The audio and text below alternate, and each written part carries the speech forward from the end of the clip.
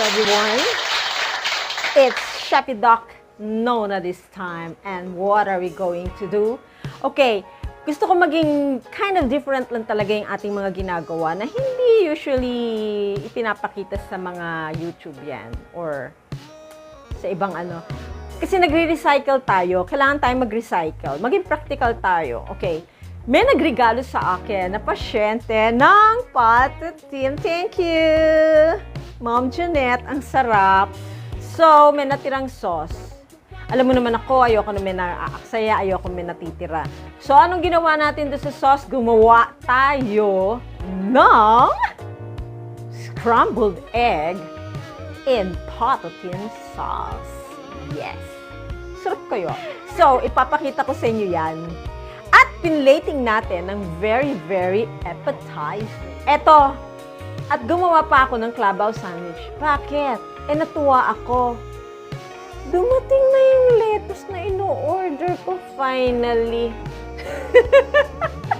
Ang tagal, grabe. Balik na lang ako later. Ito yung special omelette na gawa sa sauce ng Patatim na natira.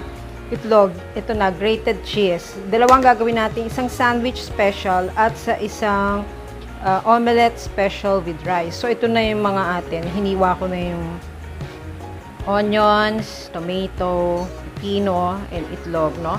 Ngayon, itong Patatim sauce na to, medyo ano siya, matabang ng konti, no? So, ang gagawin natin, magdadagdag lang ako ng ketchup. Okay? So, ayan, dinagdagan ko na siya ng ketchup. Gaya ng sabi ko, kailangan natin itlog, grated cheese, pepino, tomato, onions, saka lettuce. Tsaka itong mayo. Mamaya yan sa dressing. So, ipagkasamahin natin lahat ito. Tapos, ilulutuin natin siya. Ngayon, naihalo ko na yung itlog at saka yung ketchup. Okay, medyo mainit na yung mantika. Nilagyan ko na siya ng mantika. Ayan. Ngayon, for some of you, kung yung Patatim sauce ninyo ay medyo parang matabang or hindi nyo gusto yung taste, pwede nyo naman lagyan ng konting toyo yan. Kung gugustuhin nyo. Nasa sa inyo naman yan eh. Nasa panlasa nyo yan. Hindi naman sa... Pinapakita ko lang sa inyo, kung paano menos sa mga gastusin ninyo, kung paano nagagamit yung mga natitiran yung mga sauce. Okay? Kasi ako, pag nagluluto ako, gusto ko practical lang. Ang sinishare ko sa inyo yung paano kayo makakatipid, paano nyo na-i-innovate yung inyong mga pagkain, na walang nasasayang talaga, na nagagamit yung ultimo yung sabaw ng mga natitira nyo sauce dyan sa pagkain ninyo.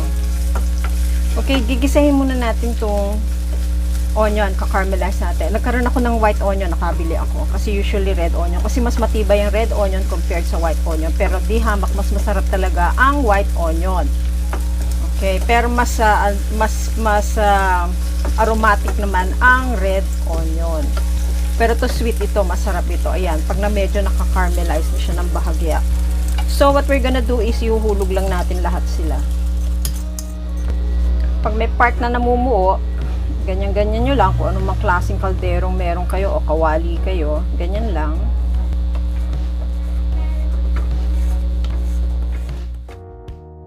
Pwede na to, papatayin ko ng apoy, okay? Ito ngayon tayo, balik tayo sa table. Tuturuan ko kayo kung paano mag-plating. O, gawin natin social siya. Lagyan natin ng lettuce, cucumber, tomato. So, ito na yung ating niluto. Okay, papatong natin siya dyan. Yan. Okay, hahatiin natin kasi, di ba, gagawa tayo ng sandwich. Matakaw ako sa sandwich. So, ayan. Ito yung pang rice natin. Okay? Ngayon, lagyan natin ng arte-arte. Lalagyan natin ngayon siya ng keso. Ayan. Lagyan natin ng keso. Ayan. That's it. Gumawa tayo ng parsley dito. Ayan. Lagyan natin ng konting greens. Alam niyo, masarap kasi pag may mga berde-berde yung kinakain natin, no? Parsley. Okay, onion spring kayo dyan. Sige lang, go ahead. Diskarte nyo yan. At, syempre, dahil may ginawa akong pickled talong, Meron pa akong ginawang ilang batch ng pickled talong, request kasi ng mother ko. Masarap itong ihalo sa mga ganitong fried. So, kuha lang tayo ng konti. Maglagay tayo on the side ng pickled talong. Okay, yan. Mas ni-request ng mom ko yan kesa dun sa pickled labanos. Now, syempre, ang ginawa ko ngayon, kanin. Okay? Microwave. Nilagyan natin siya ng margarine dun sa ibabaw. So, konti lang. Half rice. Yan. Kita nyo? Ngayon, kulang siya sa drama. Yung drama niya, lagyan natin siya ng garlic bits. Yan na natira sa kanin ko. Okay. Lagyan natin siya ng garlic bits. At, syempre, lagyan din natin siya ng konting greens. Parsley.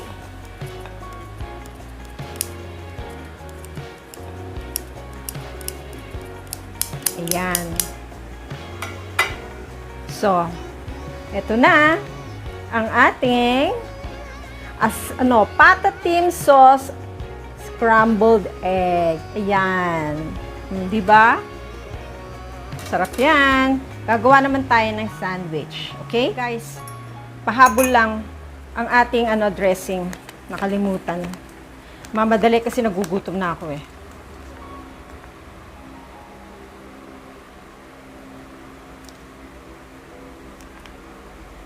So, ayan na. May dressing na, may parsley pa, may cheese on top. O, samkapad yan. O, ayan na. So, kunan natin ang picture ito. Gagawa naman tayo ng sandwich. Tapos na tayo doon sa ginawa nating patatim omelette. So, ito na. Prepare na natin ng cheese. Tulad ng ginamit natin kanina. Ito, lettuce, cucumber, tomato. Ayan. Prepare natin yan. And of course, yung ating natirang yung ating omelette. Patatim omelette. Yung sauce nito. Okay, double purpose itong gagawin natin. Pwede tayo gumawa ng sandwich or yung clubhouse sandwich. May nagre-request sa akin matagal na. Hindi ko magawa-gawa kasi may inantay kasi ako itong lettuce eh. So, ito na. Ito na yung ating sandwich, no? Ang unang gagawin natin, lalagyan natin siya ng ditong kuhain natin konti. Yan. Sigyan natin siya ng pipino. Siyempre, bahay ito eh. Nandiyan ka sa bahay. Hindi mo pwedeng tipirin sarili mo. Hindi ka naman nagtitinda eh. Siyempre. Lagay mo ng lahat yan kasi madalas sa iba nagbebenta eh. Naka-budget yung mga ganyan. So, maglalagay ngayon tayo na ng cheese. Okay. Lagyan na natin siya ng cheese.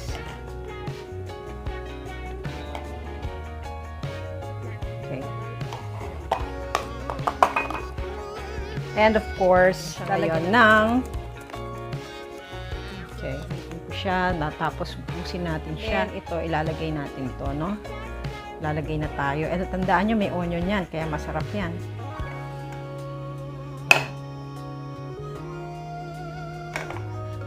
Okay.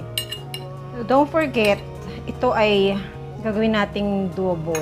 Parang, either you take it as a sandwich or you make it into a clubhouse sandwich. Now, how to make that into a clubhouse sandwich? Siyempre, yan, ganyan. Ang style lang yan, hiwain mo lang siya dito. Okay.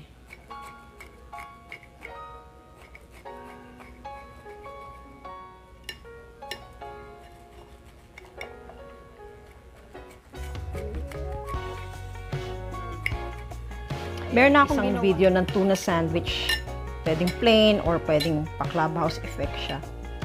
So, ayan siya. Ngayon, pinagpapatong lang yan.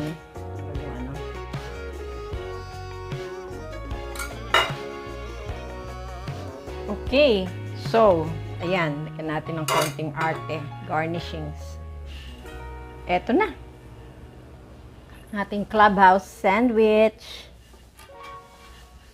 So, ito na. Nahiwa na natin. Ayan. Clubhouse sandwich na siya. Hello guys! Now, nakita nyo na kung paano natin ginawa yung scrambled egg in patatim sauce. Nako, hindi lang yan. Pwede din sa adobo sauce. Oh, di ba? Pwede din yan sa mga ibang mga sauce na natira na masasarap. Actually, maging creative tayo. So, ang gusto kong i-partake sa inyong lahat is never kayo mag-aksaya ng pagkain. Lahat gawan nyo ng paraan. Ultimo, natitirang konting 2 subo na lang. Pwede pa yan.